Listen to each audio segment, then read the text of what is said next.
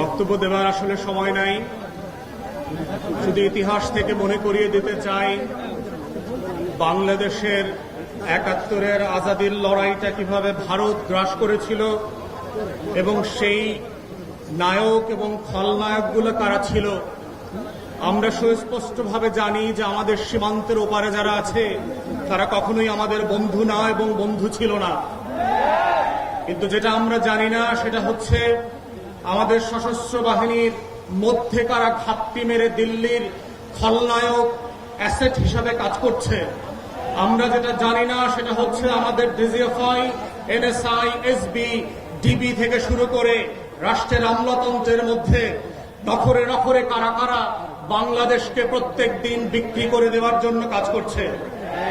Social মিডিয়াতে আমরা শুক্রবার থেকে জানি যে কে কে এই শুটিং এর সাথে জড়িত। তারা মোমেনশাহী থেকে সীমান্ত ক্রস করে ওই পারে চলে যাবে।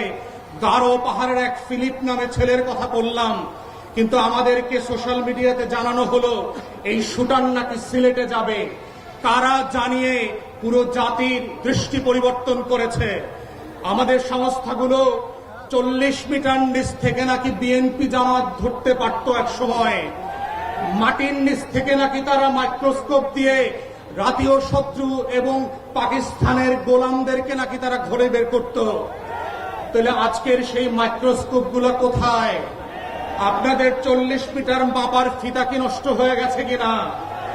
যারা আজকে বাংলাদেশের ভিতরে বসে আমার আজাদির লড়াইকে ধ্বংস করে দিয়েছে, ৭১-এর পরেও আমরা দেখেছি বাংলাদেশে কিভাবে স্বাধীনতাকামী মুক্তির লড়াইয়ের সৈনিকদেরকে ব্রাশফায়ার করে ৩০,০০০ ৪০,০০০ মানুষকে এই আওয়ামী মুজিববাদীরা হত্যা করেছে।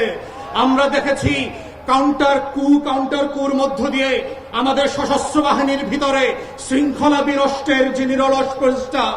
আমরা সেই সময় দেখেছি কাদের সিদ্দিকের মতো এক গোলাম রাজাকার ভারতের, তার নেতৃত্বে কাদেরিয়া বাহিনী করে সীমান্তের প্রশিক্ষণ, টাকা এবং অস্ত্র দিয়ে আমার শত শত বিডিআর জওয়ানকে হত্যা করা হয়েছে। আমরা ৭৫ পরবর্তী বাস্তবতায় দেখেছি কিভাবে বাংলাদেশে রাজনৈতিক অনৈক্য তৈরি করা হয়েছে। এই প্রসেসের মধ্য দিয়ে পৃথিবীতে প্রত্যেকটা আজাদির লড়াইকে কিভাবে খেয়ে দেওয়া হয়। অথবা আজকে অভ্যুত্থানের পক্ষের শক্তি যারা ছিলেন, আপনারা যদি বোধ করে থাকেন ১০টা ২০টা ৩০টা ৫০টা আসনের জন্য ডানে বামে তাকাবেন, মনে রাখবেন বিএনপি জামাতের নেতাদের ফাঁসি কিন্তু আটকানো যায় নাই। আপনাদের বিভক্তি কিন্তু পুরো জাতিকে সর্বগ্রাসী ছোঁয়ার মধ্যে ফেলে দেবে এবং সেই ছবল থেকে কেউ বাঁচতে পারবেন না।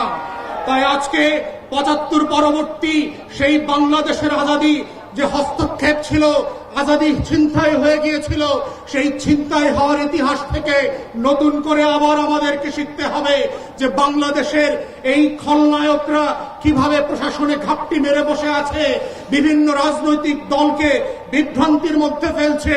গণ অভ্যুত্থানের এক দলকে আর এক দলের বিরুদ্ধে বট বাহিনীর মিথ্যা পোস্টের মধ্য দিয়ে লেলিয়ে দেওয়া হচ্ছে, সম্পর্ক হানি করে বাংলাদেশকে রাষ্ট্র আকারে দুর্বল করা এবং এইখানে নির্বাচনকে ভণ্ডুল করবার যে আয়োজন চলছে এবং এর পিছনে যে বয়ানের রাজনীতি আছে। আমার ৫ দশকের বুদ্ধিবেশ্বরা, আমার সাংবাদিক আর শিক্ষকরা ফেসবুকে যারা বিভিন্ন সময় সুশীলতা দেখান, তারা যেভাবে বয়ানের রাজনীতি করছেন, দিল্লির আধিপত্যবাদকে সফট পাওয়ার আকারে আমার সামনে হাজির করছেন, এইটা হচ্ছে অশনি সংকেত।